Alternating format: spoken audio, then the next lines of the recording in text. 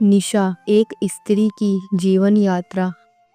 स्त्री का जीवन किसी बहती नदी के समान होता है, कभी शांत, कभी उफनता, कभी कलकल बहता हुआ, तो कभी अपने ही किनारों को काटता हुआ। समाज की उम्मीदें, रिश्तों की डोर, सपनों की उड़ान और संघर्षों की आंधी, इन सब के बीच वह खुद को ढूंढती रहती है। ये कहानी ऐसी ही एक स्त्री निशा की है, जिसके जीवन में उतार चढ़ाव की इतनी सारी परतें हैं कि हर परत एक नई सीख देती है, एक नया अर्थ खोलती है। निशा का जन्म राजस्थान के एक छोटे से कस्बे भिलवाड़ा में हुआ था। निशा के पिता स्कूल में अध्यापक और माँ गृहिणी थी। घर साधारण था, लेकिन माहौल प्यार से भरा।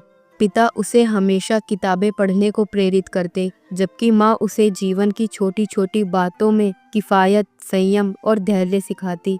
बचपन में ही उसने महसूस कर लिया था कि लड़कियों को लड़कों से थोड़ा अलग देखा जाता है। स्कूल जाते समय रास्ते में बुजुर्ग अक्सर कहते, बिटिया धीरे चलो, लड़कियों का चलना भी शालीन होना चाहिए। जबकि उसके भाई राहुल को वही लोग कहते, दौड़ बेटा दौड़, तू ही घर का नाम रोशन करेगा। निशा यह सब सुनती समझती, पर दिल में चुपचाप सवाल उठते, क्या लड़कियों के सपनों को दौड़ने का हक नहीं? क्या उनके पंख दूसरों की मर्जी से ही खुलेंगे? इन सवालों के उत्तर उसे अभी नहीं मिले थे, लेकिन बीज बो दिए गए थे। निशा पढ़ाई में तेज थी, उसका सपना था डॉक्टर बनना। लेकिन जैसे ही वह 15 साल की हुई, समाज की नजरों का बोझ बढ़ने लगा। अब लड़की सयानी हो गई है, अब ज्यादा बाहर मत घूमने देना, अब घर गृहस्थी सिखाना। निशा को पढ़ाई में रुचि थी, पर घर में अक्सर यह कहा जाने लगा कि लड़कियां ज्यादा पढ़ लिख कर क्या करेंगी, आखिर जाना तो दूसरे घर ही है। फिर भी उसके पिता चुपचाप उसका साथ देते। वह नई किताबें ला देते, रात में पढ़ने के लिए टेबल लैंप खरीद लाते और माँ से कहते, ये हमारी बेटी है और बिटिया भी आसमान छू सकती है। लेकिन समाज का दबाव हमेशा सिर पर पड़े घूंघट की तरह था, हटाने में भी डर, रखने में भी पीड़ा। 12वीं कक्षा के बोर्ड आने वाले थे। निशा डॉक्टर बनने के सपने के साथ पूरी मेहनत कर रही थी, लेकिन अचानक एक दिन माँ ने कहा, तेरे चाचा जी ने लड़का देखा है, बहुत अच्छा घर है, सोच रही हूँ कि बात आगे बढ़ा दूँ। निशा को लगा जैसे किसी ने उसकी उड़ान अधूरी पकड़कर नीचे खींच ली हो। उसने एक रात माँ से कहा, माँ मेरी पढ़ाई, मेरा सपना। माँ ने लंबी सांस भरी और बोली, बिटिया, माँ बाप का भी सपना होता है कि बेटी सुरक्षित रहे, अपने घर में बस जाए। सपने जिंदगी के साथ भी पूरे होते हैं। लेकिन निशा जानती थी, शादी में बंधते ही उसके पढ़ने का मौका लगभग खत्म हो जाएगा। आखिरकार पिता ने उसका साथ दिया। निशा पहले पढ़ेगी, फिर शादी होगी, पढ़ाई पूरी होने तक कोई रिश्ता नहीं देखेंगे। उस दिन निशा ने महसूस किया कि परिवार में एक व्यक्ति का समर्थन भी पहाड़ों को हिला सकता है। निशा ने मेडिकल एंट्रेंस निकाल लिया और जयपुर के मेडिकल कॉलेज में दाखिला मिल गया। पहली बार घर से दूर जाने का अनुभव था, स्वतंत्रता भी थी और डर भी। कॉलेज में उसे नई दुनिया मिली, नए दोस्त, नई सोच और जीवन को समझने की नई दिशा। लेकिन यहाँ भी चुनौतियाँ थीं। कई सहपाठी उसे हल्के में लेते, गांव की लड़की है, क्या ही कर लेगी, एडमिशन में किस्मत साथ आ गई होगी। निशा ने चुपचाप सब सुना और खुद को साबित करने में लग गई। क्लास में टॉप किया, प्रैक्टिकल में सबसे अच्छे नंबर आए और धीरे धीरे वही लोग उसे आदर से देखने लगे। पर अंदर ही अंदर वह जानती थी कि रास्ता भी लंबा है। इसी कॉलेज के तीसरे साल में उसकी मुलाकात आरव से हुई। आरव शांत, समझदार और बेहद संवेदनशील लड़का था। धीरे धीरे दोनों के बीच बातचीत बढ़ने लगी। आरव उसे प्रोत्साहित करता, उसके सपनों का सम्मान करता और कभी कभी कहता, निशा, तुम्हारी आंखों में वो चमक है जो किसी भी कठिन रास्ते को रोशन कर सकती है। धीरे धीरे दोस्ती ने रूप बदला। पहली बार निशा ने किसी के सामने अपने सपने, डर और दिल की बातें खुलकर रखी। उसे लगा शायद यही वह साथी है जो उसके हर उतार चढ़ाव में साथ रहेगा। कॉलेज खत्म होने को था, इंटर्नशिप शुरू हो गई थी। अचानक एक दिन सुबह पिता का फोन आया, बेटा, माँ की तबीयत बहुत खराब है, जल्दी आ जा। निशा जब घर पहुंची तो देखा कि माँ को कैंसर है। उसके पैरों के नीचे से जमीन खिसक गई। अस्पताल, दवाइयाँ, इलाज सब शुरू हुआ। निशा अपनी इंटर्नशिप, पढ़ाई और माँ की देखभाल के बीच टूट रही थी। आरव ने उसे खूब संभाला, लेकिन समाज फिर सामने आ खड़ा हुआ। लड़की अकेली रात रात भर अस्पताल में क्या करती है, कहीं किसी पर गलत असर न पड़े। निशा ने पहली बार समझा, स्त्री चाहे कितना भी ऊंचा उड़ ले, उसकी उड़ान पर समाज हमेशा उंगली उठाता है। कुछ महीनों बाद माँ दुनिया छोड़ गई, निशा टूट गई। उसने जीवन में पहली बार हार महसूस की। माँ के जाने के बाद घर में सिर्फ पिता और भाई थे। रिश्तेदारों ने दबाव डालना शुरू कर दिया, अब बेटी को जल्दी से विदा कर दो, अकेली लड़की घर में ठीक नहीं। आरव ने शादी का प्रस्ताव रखा। वह सचमुच निशा से प्यार करता था और जिम्मेदारी लेने के लिए तैयार था। निशा ने सोचा, शायद यही सही समय है। जीवन ने मुझसे बहुत कुछ छीन लिया है, अब कुछ पा लेने का समय है। दोनों के घर वालों ने शादी के लिए हाँ कर दी। शादी के बाद निशा अपनी नौकरी और घर के बीच जूझने लगी। आरव साथ देता, लेकिन उसके परिवार की उम्मीदें अलग थीं। सास कहती, बहू डॉक्टर हो ठीक है, पर घर गृहस्थी भी तो देखनी चाहिए।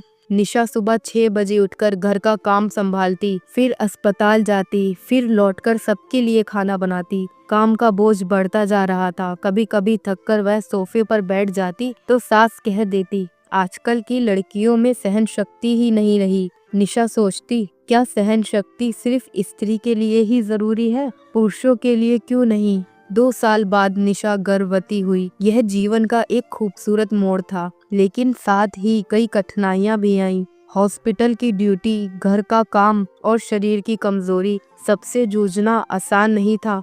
डिलीवरी के बाद वह पोस्टपार्टम डिप्रेशन से गुजरने लगी, पर किसी ने समझा नहीं। सास बोली, इतना रोना धोना किस बात का है? सभी औरतें माँ बनती हैं, लेकिन हर स्त्री का दर्द एक जैसा नहीं होता।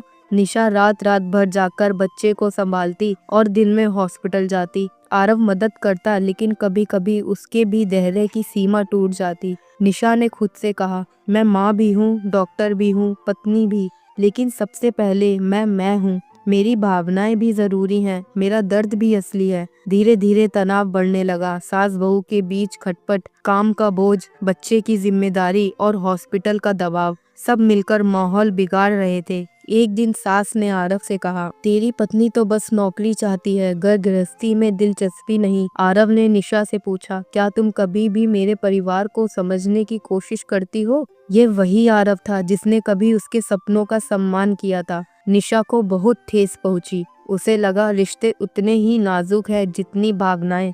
एक दिन हॉस्पिटल में एक केस आया। गंभीर स्थिति में आई एक महिला, जिसे उसके पति ने मारपीट कर घायल कर दिया था। उस महिला ने रोते हुए कहा कि डॉक्टर मैडम, आप ही बताइए, एक औरत अपनी तकलीफ कब तक सहन करती रहे? यह सुनकर निशा के मन की दीवारें टूट गईं। उसने सोच लिया, वह भी अपने जीवन में अब किसी भी दबाव या अन्याय को सहन नहीं करेगी। उस रात उसने आरव से साफ साफ कहा, मैं हर किसी की उम्मीदों पर खरा नहीं उतर सकती। मैं एक इंसान हूँ, थकती भी हूँ, टूटती भी हूँ, दर्द भी होता है।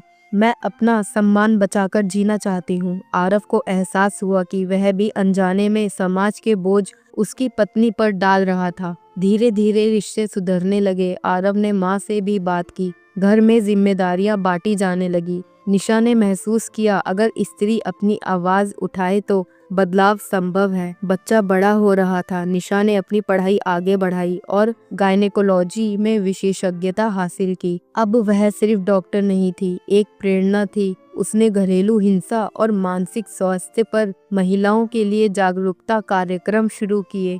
वह उन स्त्रियों के लिए आवाज बन गई जो वर्षों से चुप थी। लोग उसे डॉक्टर निशा, स्त्री अधिकारों की समर्थक कहने लगे। अब निशा समझ चुकी थी, स्त्री का जीवन उतार चढ़ाव का नाम है। कभी गिरना, कभी उठना, कभी टूटना, कभी संभलना, यही उसकी शक्ति है। एक दिन अपनी बेटी को गोद में लिए उसने सोचा, मैं चाहती हूँ मेरी बेटी आसमान छुए, पर उसके पंखों पर कोई समाज उंगली न रख सके। उसने संकल्प लिया, वह अपनी बेटी को वही आज़ादी देगी जिसके लिए उसने जीवन भर संघर्ष किया।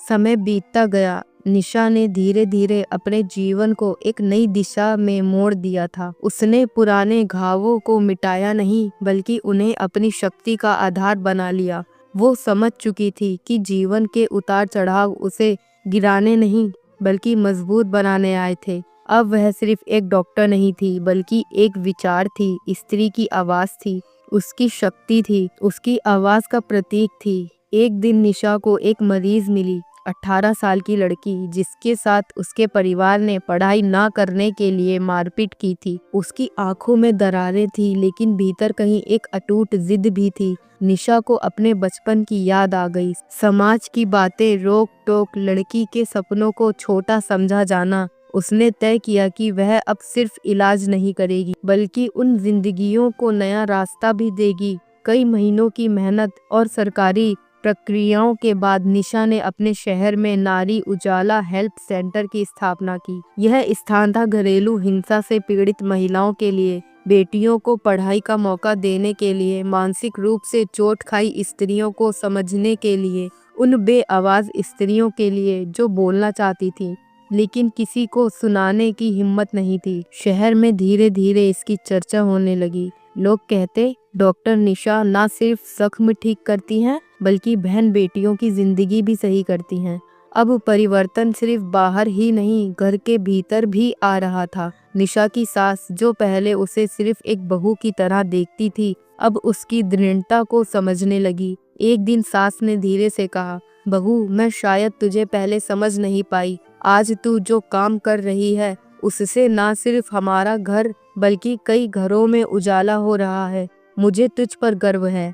निशा के गले में शब्द अटक गए। उसने अपनी सास का हाथ पकड़कर कहा, माँ, आपके आशीर्वाद के बिना मैं कुछ नहीं कर सकती थी। यह वह पल था जिसने निशा के माथे से वह अदृश्य बोझ हटाया जो वर्षों से उसके साथ चल रहा था। आरव अब पहले से भी अधिक परिपक्व था।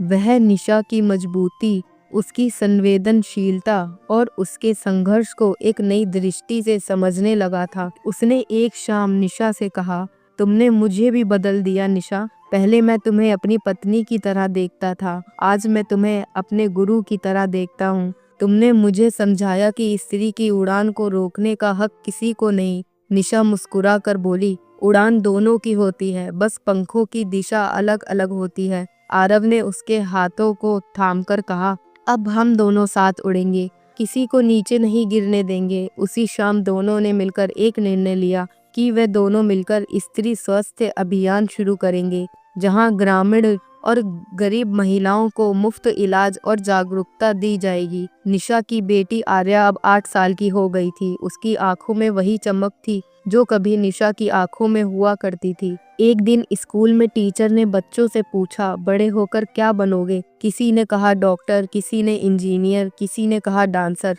आर्या ने एक लंबी सांस ली और बोली, मैं अपनी माँ की तरह बनना चाहती हूँ, जो दूसरे लोगों की जिंदगी बदल सके। यह सुनकर टीचर मुस्कुरा दी और कक्षा तालियों से गूंज उठी। निशा ने जब यह सुना तो उसकी आंखें भर आईं।